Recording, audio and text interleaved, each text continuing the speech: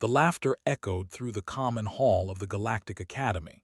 3 students sat around a floating table, their drinks hovering in anti-gravity fields, their voices loud and careless.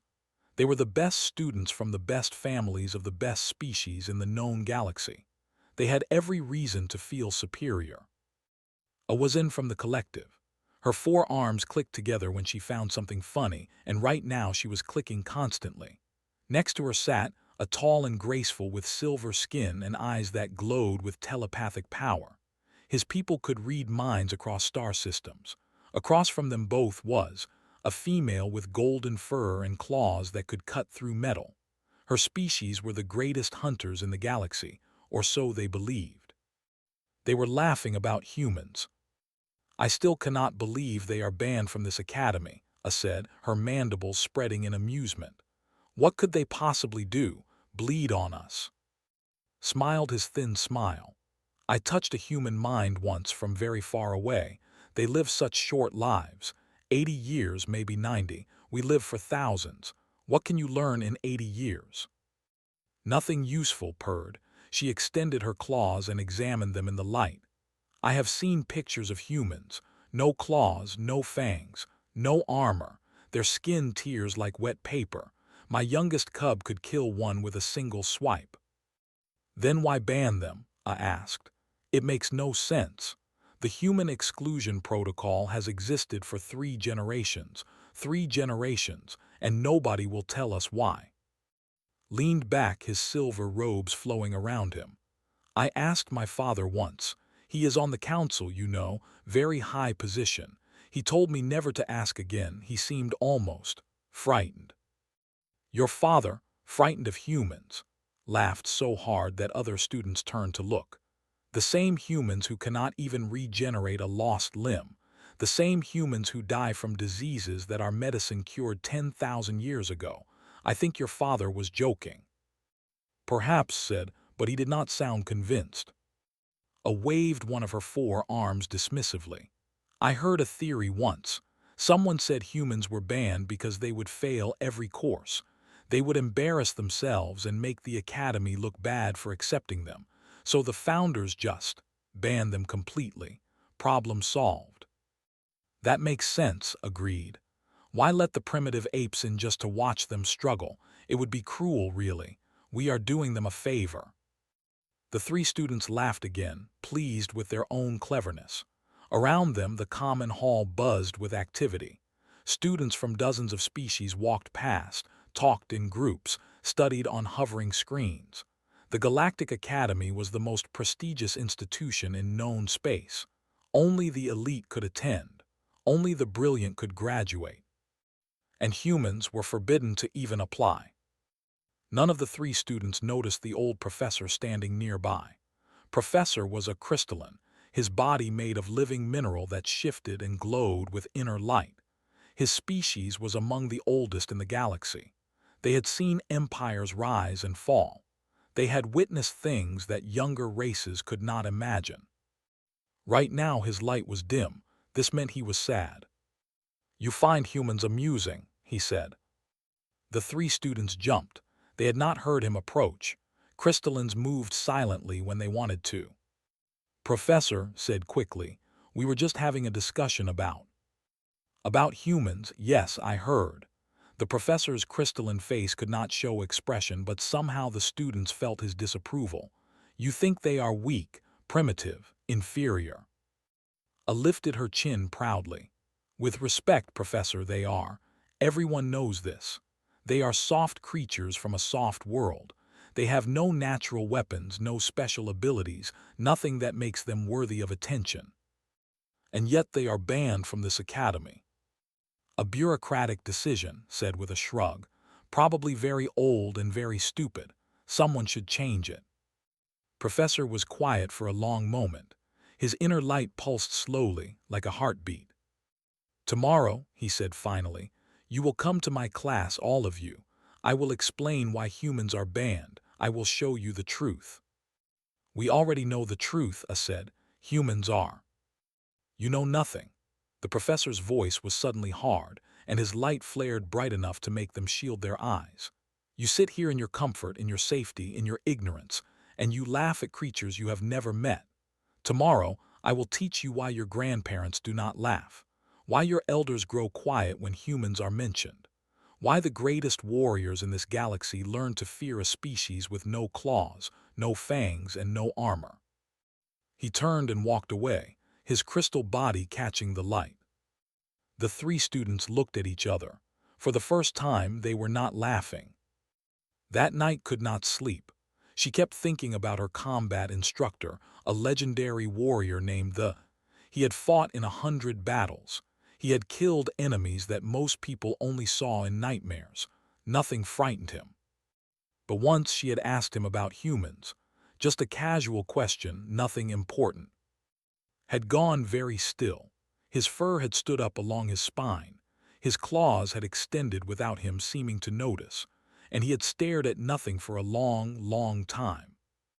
When he finally spoke, his voice was strange, hollow. We were the greatest warriors in the galaxy, he had said. We feared nothing. We conquered everything, and then we met them. Met who? Had asked. The humans. Had not answered. He had simply walked away, and he had never spoken to her about the subject again. Now, lying in her bed in her private quarters, remembered the look in his eyes. It was not anger. It was not hatred.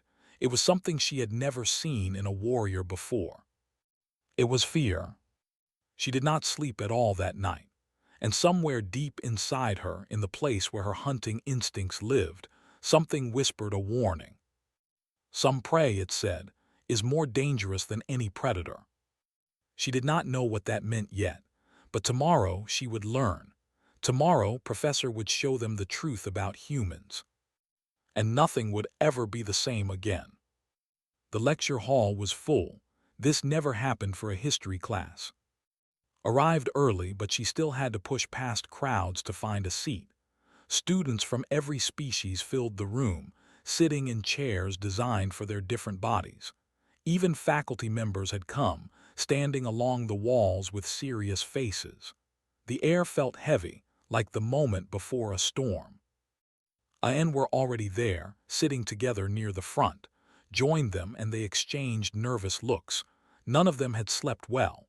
None of them knew why they felt so uneasy.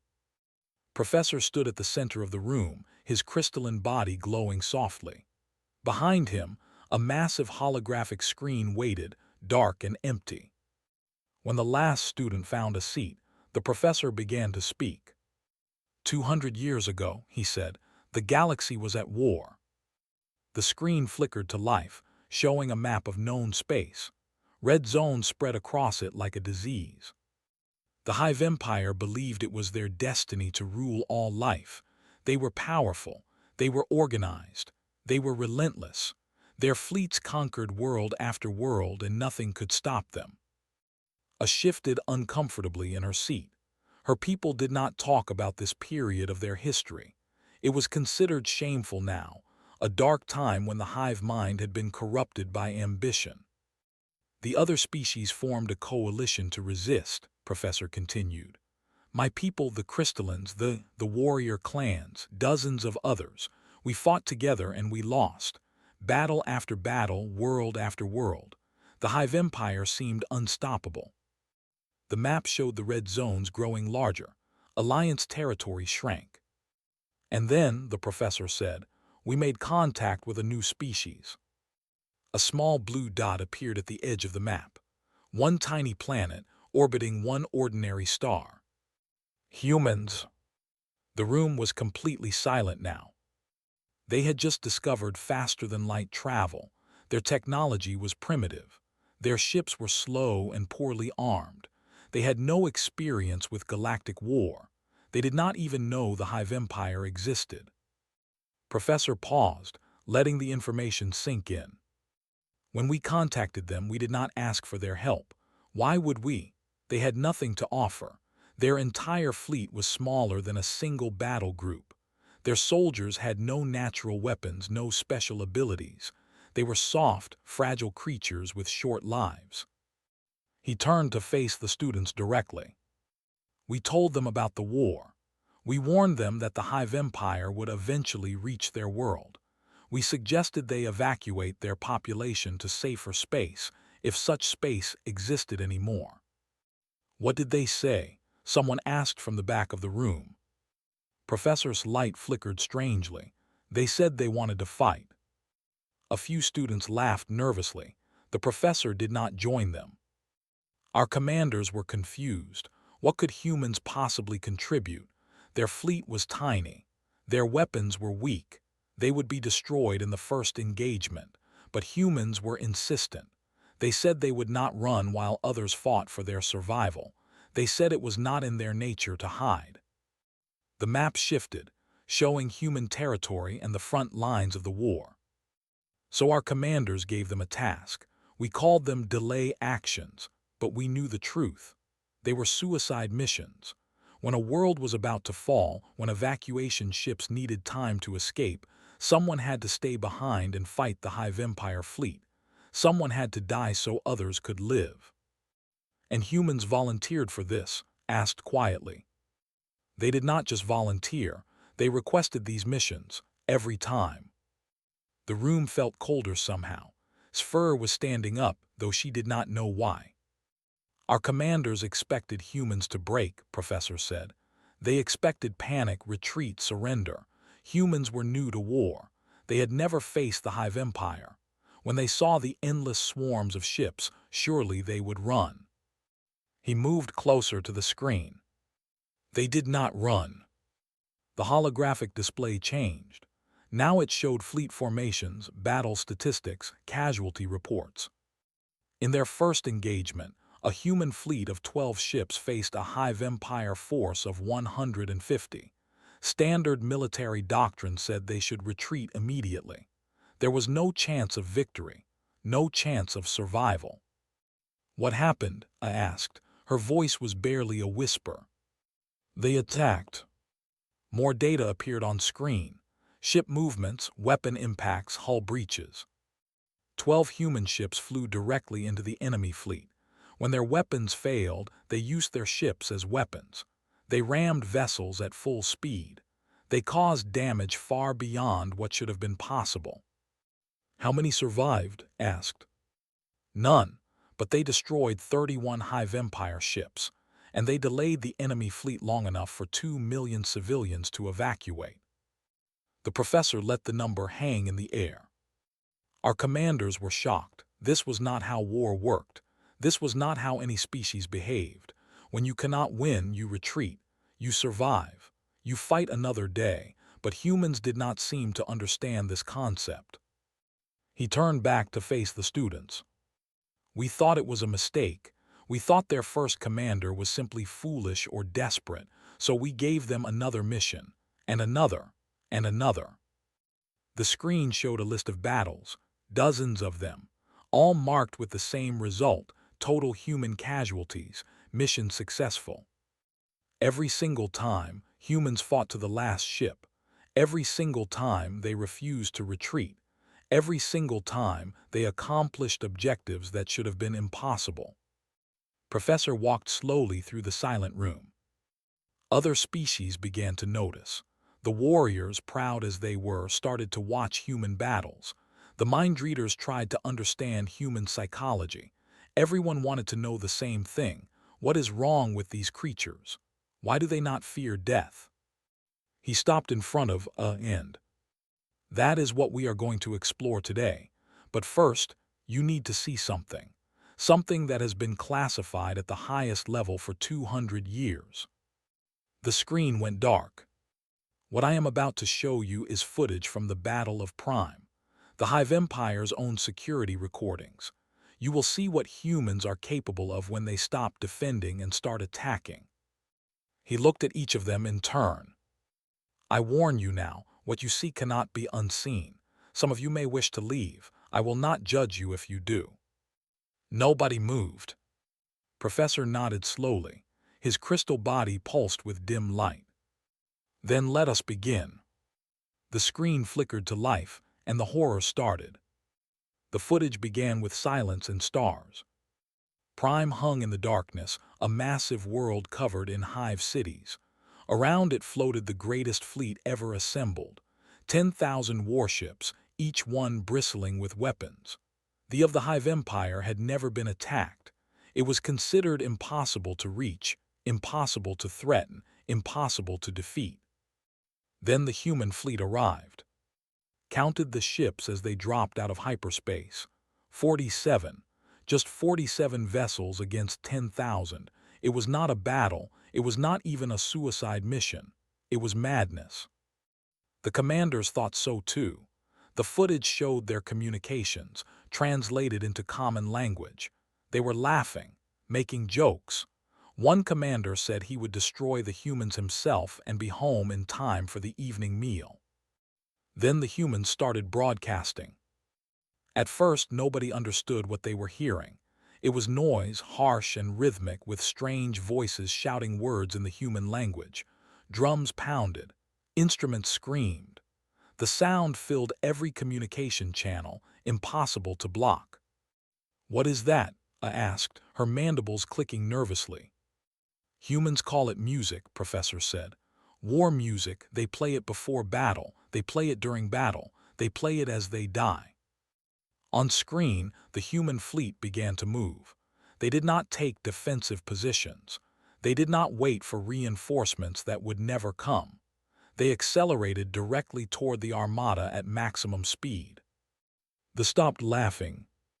Weapons fire filled the screen. The Hive Empire ships opened up with everything they had.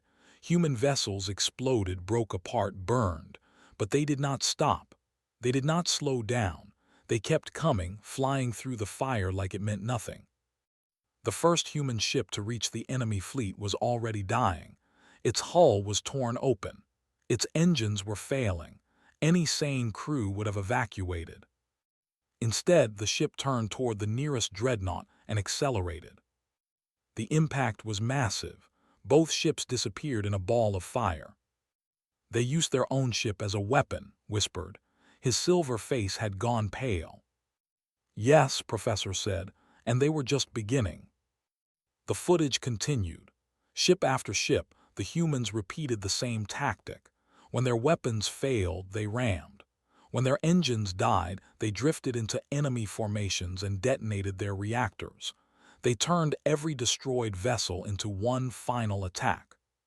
But that was not the worst part. The footage shifted to show the interior of a dreadnought. Alarms were screaming. Soldiers were running through corridors. And then the humans arrived. They came through the hull breaches in armored suits, carrying weapons that looked primitive compared to technology. Simple projectile guns, bladed weapons, explosives strapped to their bodies. Watched a human soldier take 3 direct hits from a plasma rifle. His armor melted. His flesh burned. He fell to his knees. And then he stood back up. Blood poured from wounds that should have killed him instantly. One of his arms hung useless at his side, but he raised his weapon with his remaining hand and kept firing.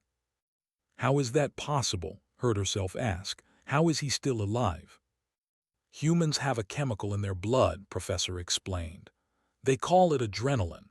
When they are wounded, when they are frightened, when they are angry, their bodies release this chemical. It blocks pain. It increases strength. It allows them to keep fighting long after they should be dead." The footage showed more humans boarding more ships. They fought in corridors and engine rooms and command centers. They fought with guns until the guns were empty, then with knives, then with their bare hands.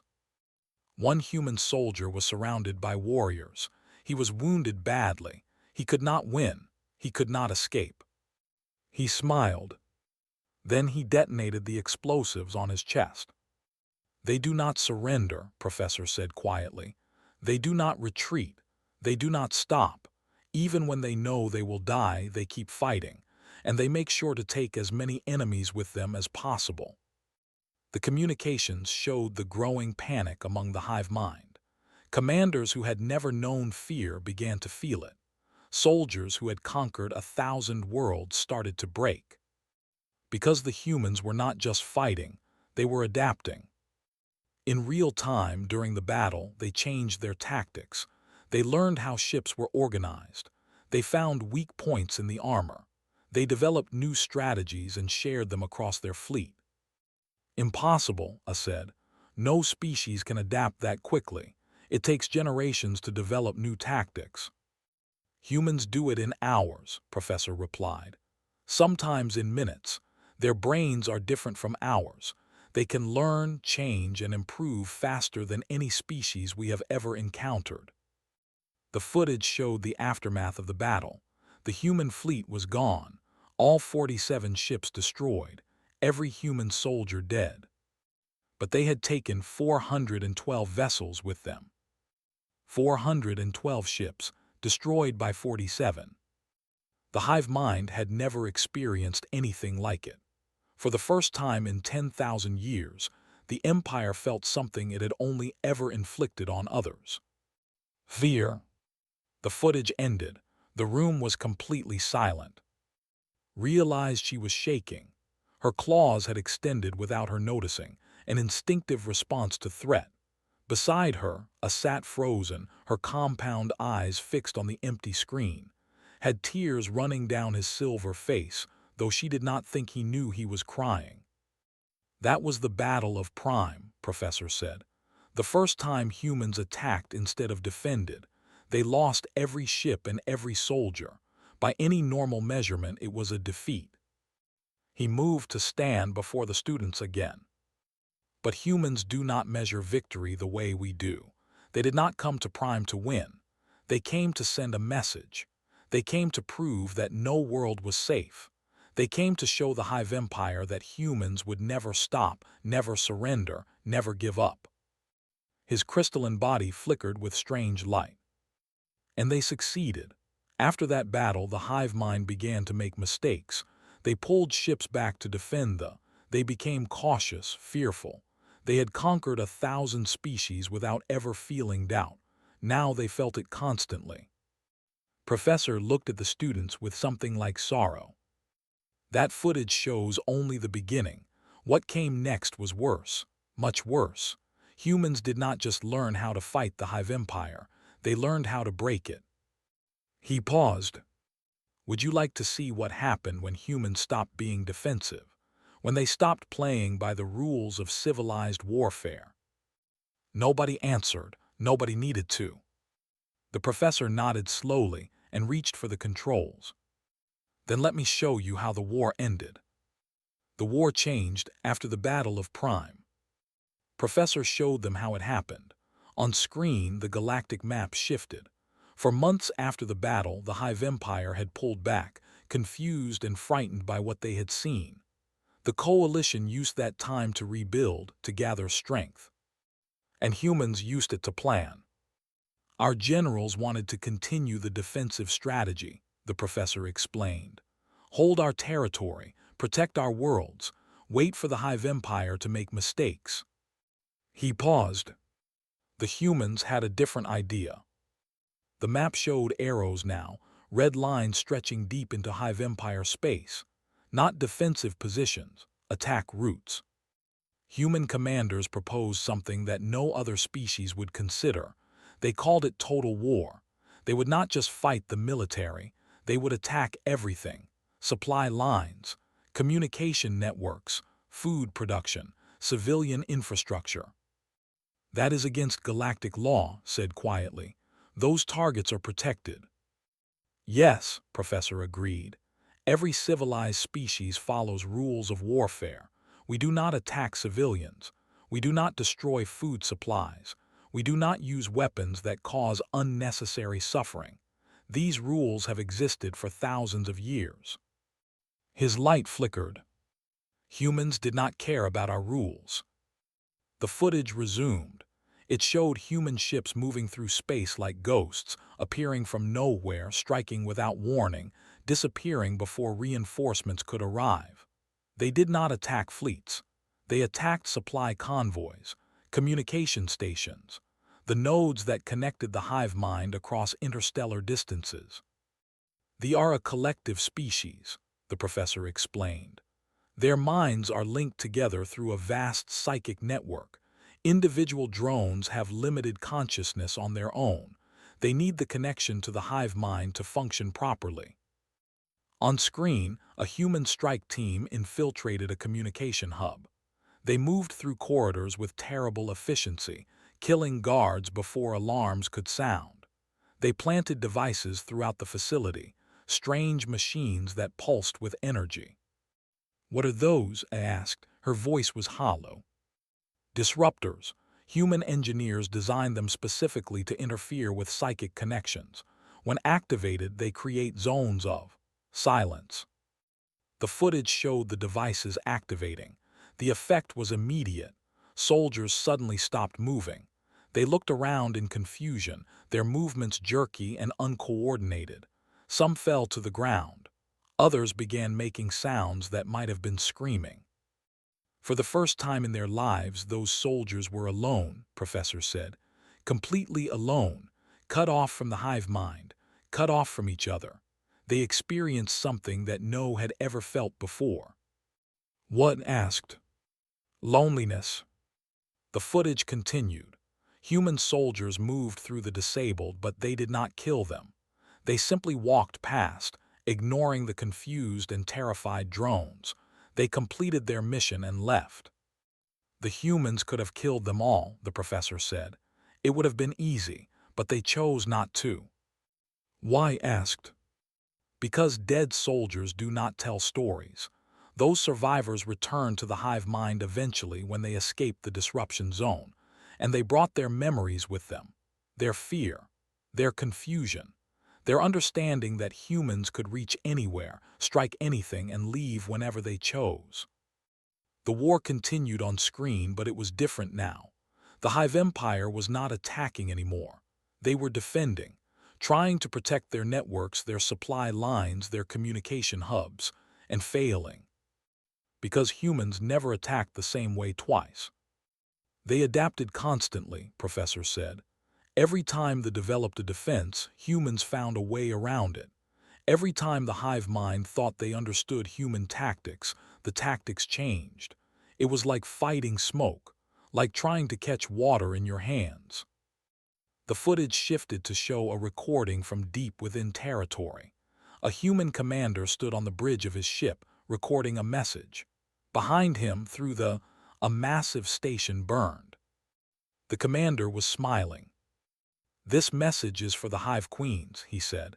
His voice was calm, almost friendly. "We know where your nurseries are.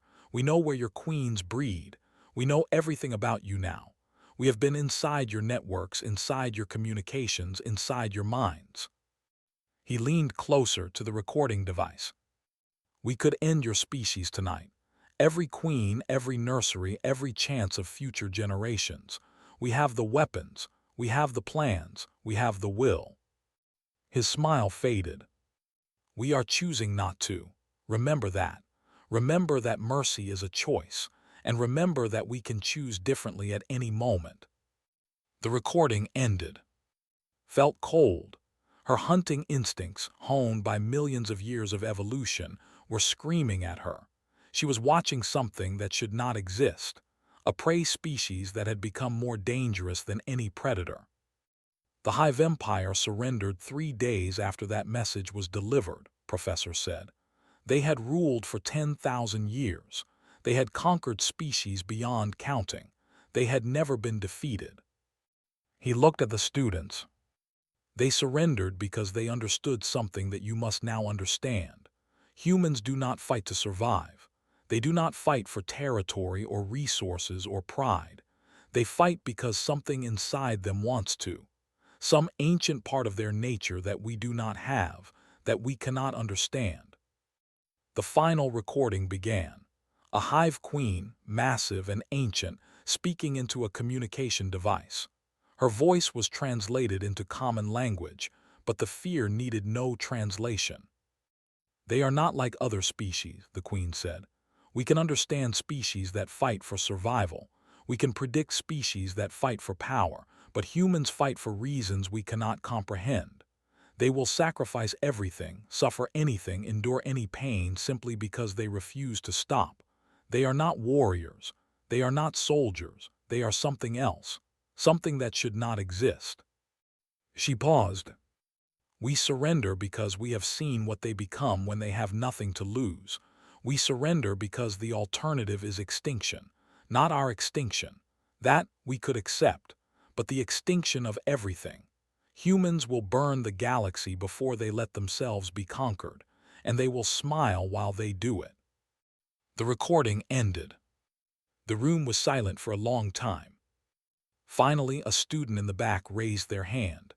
"Professor, the war ended 200 years ago. Where are the humans now?"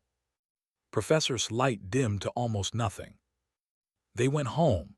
After the war, they asked for nothing. No territory, no reparations, no power. They simply said they wanted to be left alone. They wanted peace." "And the ban? Why are they banned from the academy?"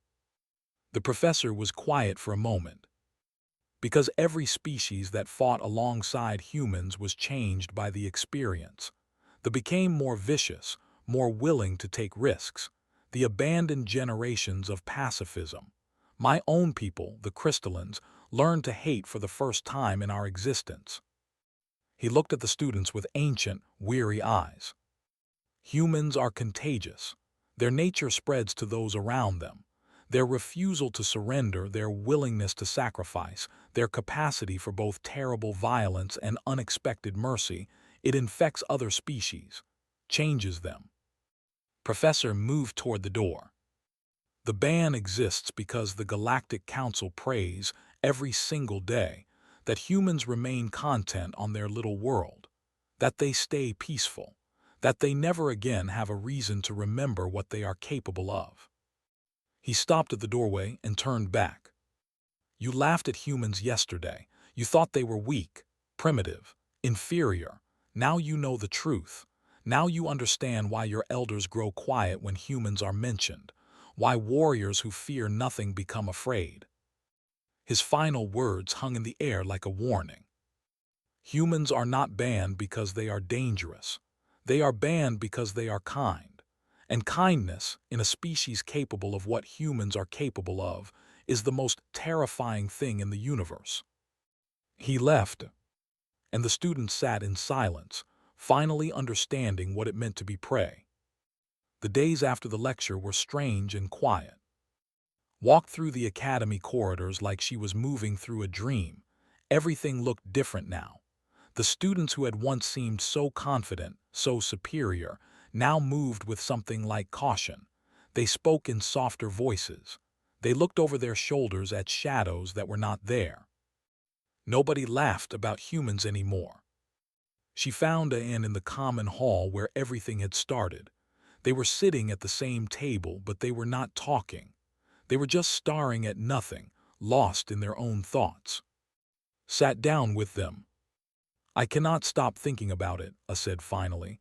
Her mandibles clicked slowly, a sign of deep distress. "My ancestors tried to enslave the galaxy, and humans stopped us.